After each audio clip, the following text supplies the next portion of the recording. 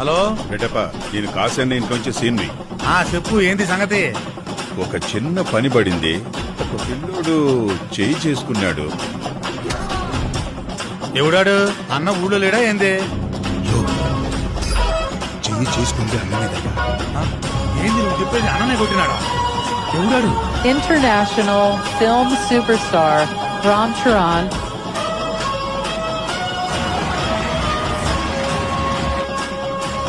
కొంచెం వివరంగా చెప్పినావంటే.